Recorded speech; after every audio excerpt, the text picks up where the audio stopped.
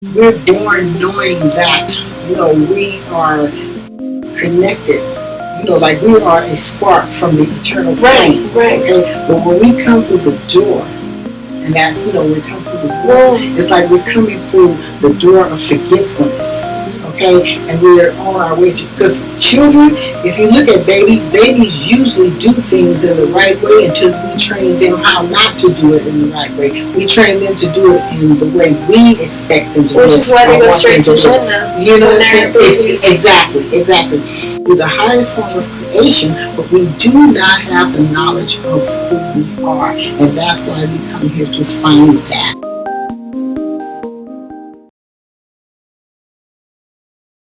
So you were not born Muslim? Well, I'm going to say no in the sense that, I understand you're asking that, but technically, it is said that we are all born Muslim. Absolutely. Yeah, exactly. So, but no, I was born to a Christian family. Okay. My father was a preacher. Oh, wow. So we went to church 7 days a week and twice on Sunday. Wow. Yeah. So, but I take that as my foundation. It was a wonderful foundation for me. Yeah. And Kalima Cam, I never really touch on religious based, especially Muslim anything. I usually keep it pretty entertainment, pretty surface, but I'm also a reporter, I'm also a journalist, and I'm someone who is naturally intuitive, but also intrigued by things, and I want to ask questions, and I want to understand people. As a journalist, as a reporter, we naturally want to seek the truth and seek information. So I wouldn't be doing my due diligence as a professional or a person like myself. My name is Kalima. By definition, it means kalima, which is word. So I am all about just words and understanding and reporting. And I guess I wanted to make clear to everyone that this is a safe space. We aren't afraid to explore new realities and ask real questions. That's what I wrote some notes here because I want to make that clear. Everyone is entitled to their own opinion, but speak respectfully. Please, no bullying, because this is not a place of bullying. Kalima Cam never has been and never will be. I am naturally a curious and spiritual person. So when we met, I wanted to interview you right then and there. You did. You said it. Right then and there at the table at Iftar, she was like, shh, come on, calm down. But yes, I was ready because I'm just naturally inquisitive that way. Yes, exactly. Yeah. And I'm also from Florida. I'm from the South, so people are more conservative. Here in LA, they're more liberal. True. So they're more open to new people. That's what makes America beautiful, but that's what makes the world beautiful, is embracing, just embracing different roles, different realities. And if that reality is something that doesn't work for you, it's okay. You can still watch and learn about somebody else's reality without being offended. I was really excited about this, so I put it on social media. I said, you guys, I am going to be interviewing the first that I had ever heard of, a Muslim psychic. I told people, ask me any questions. I have a million questions that I can think of that I'm going to shorten down to a couple minutes. But if there's people out there who know someone personally, who is a psychic, or know someone who personally is Muslim, and it's like, what would I ask if I had the power to ask? What would I ask? My really close friend actually reached out, and his words were, you can't be psychic and Muslim. It doesn't make sense. I've heard it. Yeah. I've heard it. And it hurt me. It hurt me so much because, first of all, this is a really close friend of mine who is also Muslim. Second of all, this is also a Muslim who sins every weekend, almost every day, by choice. This is something that is intuitive, that you were born with. So I decided to do a poll at Kalima Cam TV, and I asked people, does this make sense? Does gays make sense? Can you be gay and Muslim? Can you be alcoholic and Muslim? Can you be rapist and Muslim? Can you be adulterer and Muslim? To be a Muslim, you have to say the Shahada, which means that you believe that there is only one God, Allah, and that the Prophet sallallahu alaihi wasallam is the messenger. Right. So my mind is, if that is what makes you a Muslim, that means you can sin and still be a Muslim. But I'm so glad you said that. Yeah, please. I was trying to follow you, and I'm going like, you can see, by definition of the word. See, this is what people don't understand Yeah. about Islam Yeah. and Muslim. This is why they feel you cannot be a Muslim and you cannot practice Islam if you're a psychic. Islam is submission to the will of God. That's it. That's all it is. But it doesn't mean that we're not going to make mistakes. Absolutely, yeah. Where was the signs of your gift? When I was young, when I was a little girl, the earliest memory that I had was, I would say pre-school. Okay. Before I went to school. That's what I mean. Before I went to school. I have a large family. We have, I have 10 brothers and sisters. Oh my goodness, okay? wow. And I have the audacity to be the middle child of 10 brothers and sisters. I'm the middle of 2, but yeah.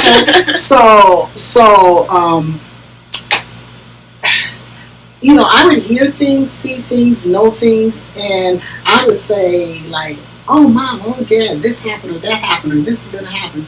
And they would look at me and say, you can't possibly know that. Wow.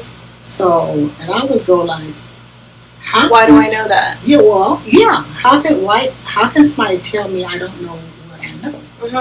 But I was little. I was young, so, you know. Yeah. It didn't stay there at that time. You know what I mean? But it was being filtered in subconsciously. Okay. Which really did cause me some problems as I grew. I do want to, you know, definitely talk about the fact that she's decided to go ahead and write a book. She hasn't come up with a title yet. It's very beginning stages. Right. But yes, that's so beautiful that you are going to speak your story. And because here's the thing. I went through a lot of trauma as a child having this gift.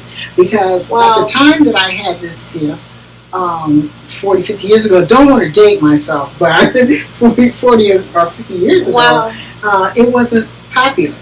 Now it's popular. Yeah. Everybody's a psychic. Everybody is a medium, which they really aren't, but everybody, you know, wants to be a psychic or a medium because it's popular. And you can go to school to be more intuitive, and I remember one time in particular when we went to this lady's funeral, and every funeral, I think I was around maybe 8 years, maybe 7, 5, 6, or 7 at this time. Yeah. And I realized, though, that every time we went, the person who died was always the most wonderful person in the world. You know, when they eulogize the person. Okay. She was a good mother. She was a good Christian. She was a good wife, and she loved her Lord, and you know all those things. And I would hear that over and over and over again every time we went to a funeral. Right. This particular time, when we left the funeral, we went and we ate, you know, and all that, and we went home, and we went to bed. Soon as I put my head down on the pillow, this lady came hopping in my room. Wow. Okay? Wow. Her hands were tied behind her back, her legs were bound, and her mouth was gagged. Wow. Okay? And she fell over my bed. Oh my God. I was a little child, right? And I jumped up screaming, of course, right? And my father met me and what's wrong with you? And I told him, my lady is in my room. He said, that can't possibly happen. Go to bed. You know, that's what I always got. That can't possibly happen. Go to bed. I don't know if I realized at that time, at that point, but it was some point in my life where I realized that when you leave this earth, you're not always in Jesus' arms. Yeah. You know, as they say. Okay. In Christianity. Yeah. So. But did you ever figure out why she was tied up and why? Because she wasn't that good woman, that good mother, that good wife. It was something about... Is it possible that she may have died that same way, tied up and... I was little, I don't know. Yeah. But all I know is that did not... That the energy was very... Well, it wasn't... It was just even the visual. Okay. She seemed like it was probably a bad person. If somebody's legs bound, there's something, you know, she wasn't tied up and put in a coffin like that. So how, because I think that's one of the biggest misconceptions. I actually do believe in mediums. I do believe in psychics, and I know that it's you know, even Allah says that there are people who really do have this sort of strong intuitive nature. Joseph. So many people in Quran or in the Bible who were psychics and who were, mediums, whatever, Yeah. And forgive me, I am not as educated on that. I think that where people, especially as Muslims, don't find are able to connect it with the truth is because how you do have those visions, but only Allah knows what's really going to happen or what those things mean. So how were you able to balance seeing things and being able to relay what the truth is or what those things mean? Because obviously at 5 years old, you don't know who this lady is, but as you got older, how were you able to know what's true and what's not? It was through study, like a lot of things I learned by reading other books by psychics, by mediums, and having them explain an experience that I had. Okay. And no one else, I never told anyone about it or whatever, but it was being explained in a book word for word. Wow. And I'm like, there are some people who are psychic, who say they're psychic mediums, who I'm looking at them open-mouthed. And I know that it's true because I am one. Mm-hmm. But what really amazes me about them is that they never say they don't know. And I know that it's impossible to know everything. Mm-hmm. Do you know what I mean? So what I do know is this, is that we have guides, we have guardians, we have Malaika, angels that are, connected with us, and we have many different spirits that are connected with us. Now that a lot of people don't want to believe, but it's the truth. And you feel like it's a combination of all of those powers that give you that guidance to know, okay, this is true.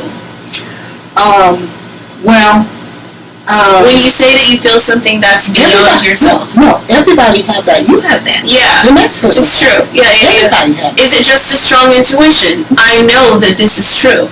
No, it's not a strong, it's not even intuition. And here's what I wanted to say. Yeah.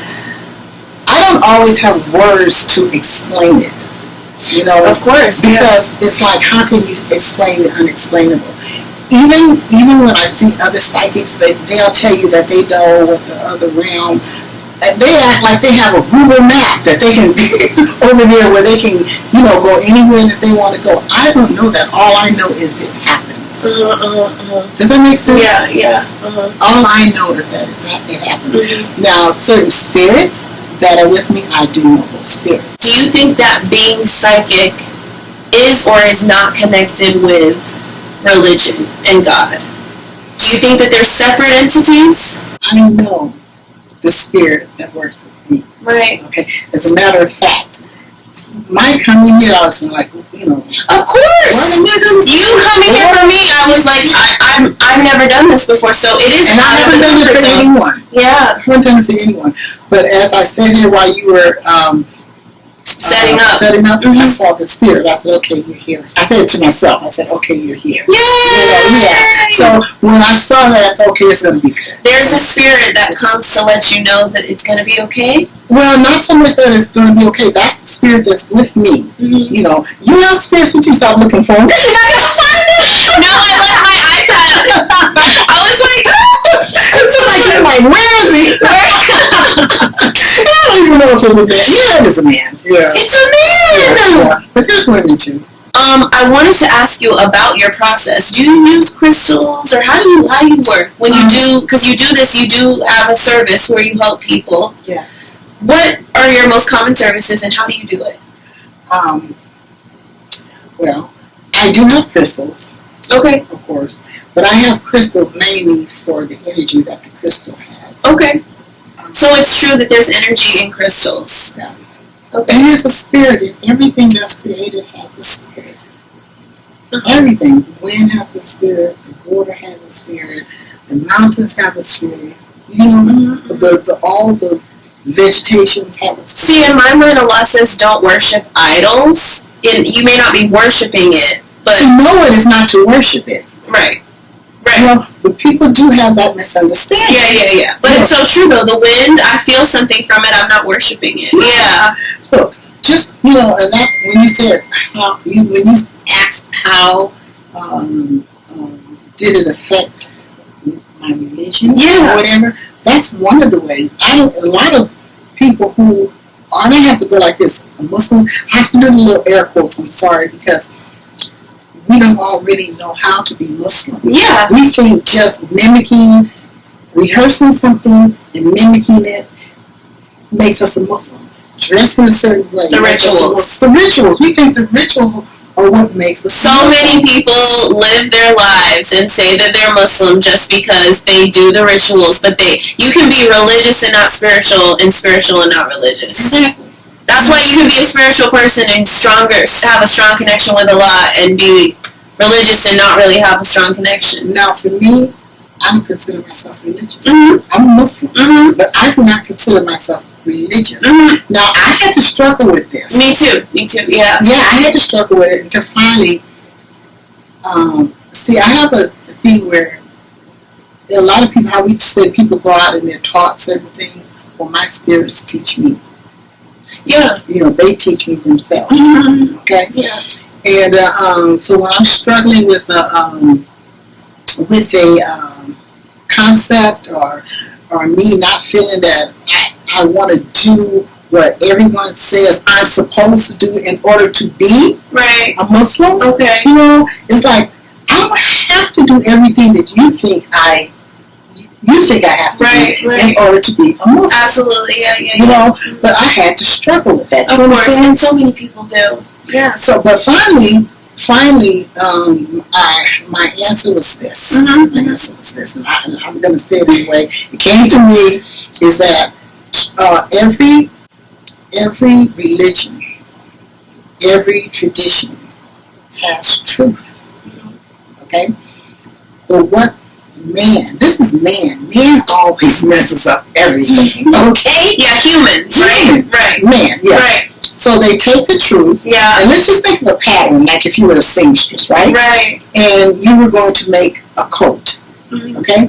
You're going to cut two sides. That's going to be the side panels. You're going to cut a back. It's going to be the back panel, right? The collar and the arms or whatever, right? Yeah. Okay. Let's just say that each one of those were a truth. Okay? So you have to take that truth and shape it in order for it to make the panel.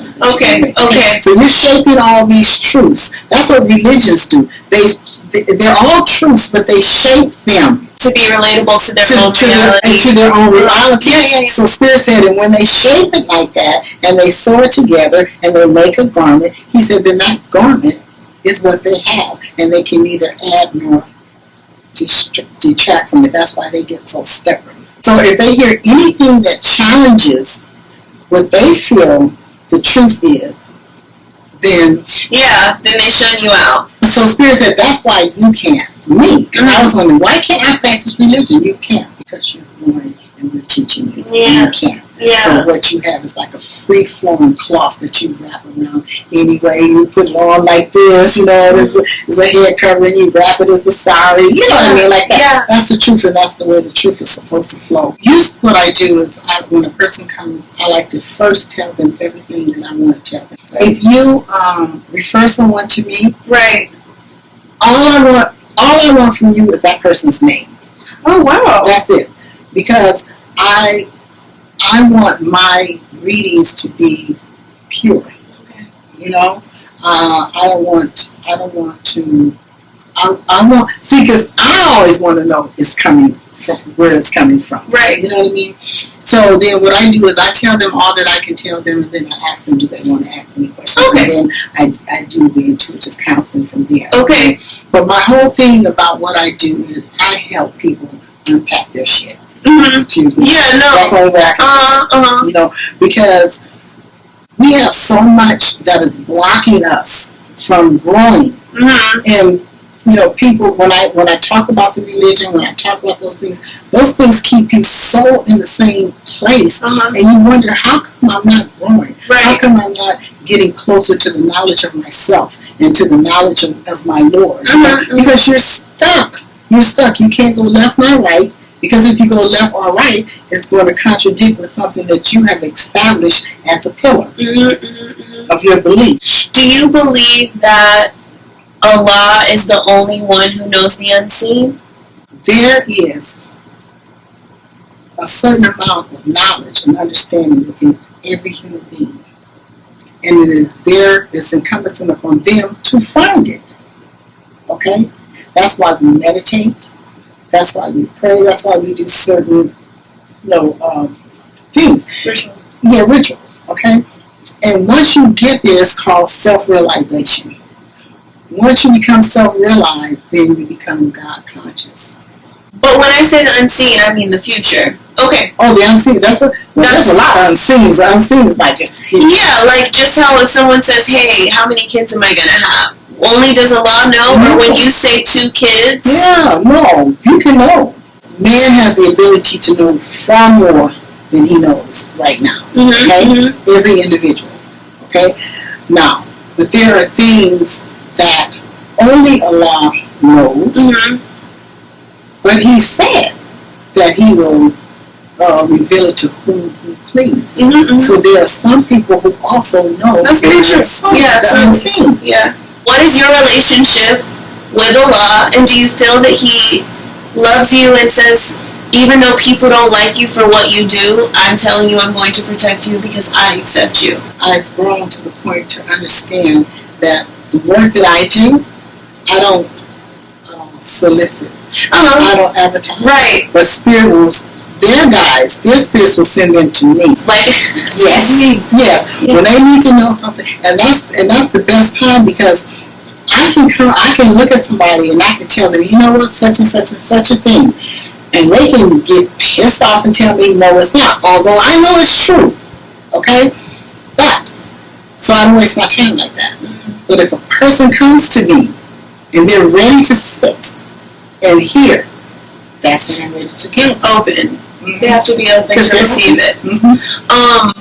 And you feel that your relationship, like you did say, I'm not religious, I'm spiritual. Do you feel that Allah is walking with you through this entire experience? Okay. He's with everybody. He's not just with me. He's with everybody, no matter what you are, what you do. Yeah. Like he says, I'm closer to you than your jugular vein. Closer than jugular vein. The very next statement I was going to say. Yeah, absolutely. That's true. And that's not just because you say I'm Muslim.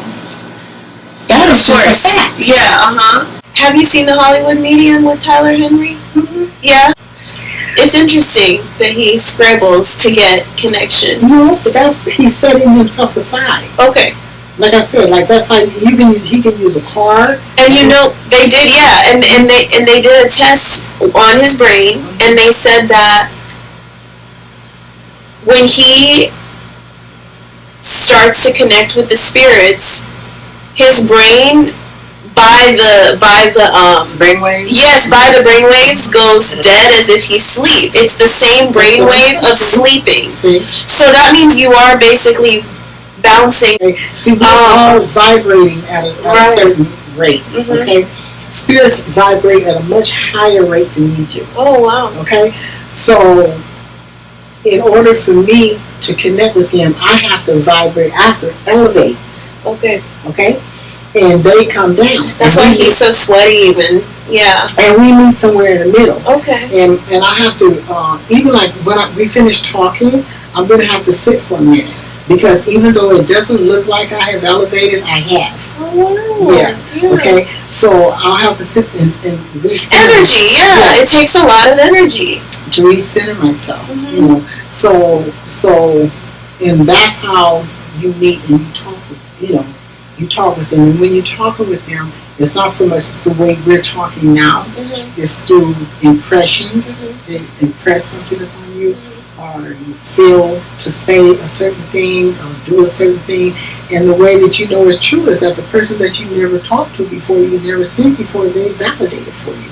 And that's the thing, I think, with religion in general, we're so scared to ask questions and explore. And even with me, obviously I've been taught and trained and told that, You shouldn't go near it. You shouldn't ask questions. But I'm so confident in my relationship with Allah. And I believe that there are always going to be more people, just like, if there's one, there's millions of more who can't, who have nobody to talk to, who thinks they're the only ones in the world with this gift. And they should know that it's okay that you have this, and that you still love Allah. And that you're different, because Allah says that no one person was made the same, so that means that your purpose and my purpose and her purpose and his purpose are completely different. And not even your parents are going to tell you that this is how you're supposed to grow up. Even the Quran, what does it say? It says, seek knowledge from the cradle to the grave. Yeah. There's a sheikh who started, I don't know if he was from Pakistan, but he's from one of the Middle Eastern countries. And I met him years before most people met him here at Islam, And so when he started knowing, other people and going to the masjids and stuff like that, people started coming and sitting with him and all that stuff.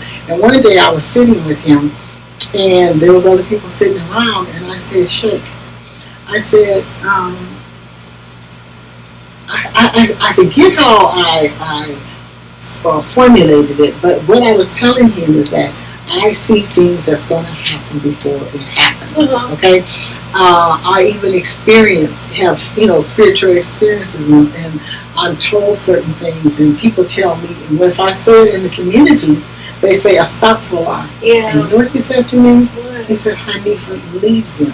They're sleeping. They're sleeping. And what that means is their consciousness has not expanded enough to understand that it's true. I'm a registered nurse. I make good money. Yeah. And I'm good at what I do. Mm-hmm. Very good at what I do. But it became so apparent to me that what I was doing in the medical field was really just to make a paycheck, because I couldn't affect any different in there, because I was under somebody else's. You had to stay in your lane. Yes, I had to stay in my lane. So every now and then, when I could, I would help a person who was crossing over, and I would help the family by knowing that you're just being birthed from this side into the other side. Every now and then, I could help a family, and make them understand that. At the hospital, you don't tell them that you're psychic? Do you just let your title be nurse? Okay. Oh, yeah. But I don't work in the hospital per se. I work in people's homes. Okay. Oh, okay. I go see patient to patient because I couldn't stand staying in the hospital on full-time basis. My spirit couldn't take it. Okay. So, but as I was being an RN, I would have people coming to me all the time. Yeah. But they were literally, and I'm saying this in the nicest way, they were draining me. Yeah. Yeah. Okay. So trying to do that job and do my job as a psychic was too much. But what if you see something, you have an intuition, or you feel something's about to happen, you just let it happen naturally, because technically as an RN you need to stay in your lane, or do you go ahead and offer that info? If the spirit is kind of please. If they're expected to get well, I've done stuff that I know that I had to do because other people weren't doing it. Wow. And I just put it under doctor. I'll call the doctor. Doctor, don't you think that you should do such and such a thing because of I'll just give him a scenario and make him feel that it's his choice. To do it, and then they would come and do it. IslamWeb.net says, the daily prayers of whoever approaches a fortune teller and asks him about anything will not be accepted for 40 days and nights. What's your response to something like that? I'm not a fortune teller. It's a difference between being a psychic and being a fortune teller. Okay. I'll tell people, even in my bio will say that I don't know who you're going to marry, nor do I know if you're going to win the lotto. But what I do know, when you sit with me, is spirit will, you'll get what you need. Okay. And that's different than telling a person's future. Now sometimes within the reading, something about their future will come because it's necessary to help them overcome what it is that they're dealing with. Okay. Do you understand? Yeah. And a lot of times when I say I help people unpack their stuff, it's like when you come to me, I'm looking at you, I can tell that you're carrying so much anger, you're carrying hurt, you're carrying, pain, you're carrying jealousy or enviness, you haven't forgiven, and also all those things are blocks to your growth. Okay? And those are not the only things. But that might be by my saying that might be the reason why you haven't met who you want to meet. But by my saying that is not predicting who you're going to meet. Right. It's just telling you why you haven't. What I believe about hadith is, if it makes sense, then use it. I remember one time, like, my prayer will be accepted if I have polish. Like, I know Allah's accepting my prayers. So, girl, let me tell you something. Have you ever got so sick that you had to lay down in the bathroom floor on that cold towel because you were so sick? Yeah. And did you not call on Allah in the bathroom? Right. Okay, so I don't want to hear it. What I do, I know Allah sees it, so, and I do the best I can. Yeah. I'm not doing it for you, I'm doing it for you. Right. Absolutely. And how that really it's out into the universe, that's a good thing. Yeah. And that encompasses everybody, whether you're Muslim, Christian, Jewish, whatever. I don't discriminate. The truth is the truth, no matter where you find it. Period. If you fear something, you're controlled by what you fear. The world needs, last but not least, God is everywhere, in everything, in everyone.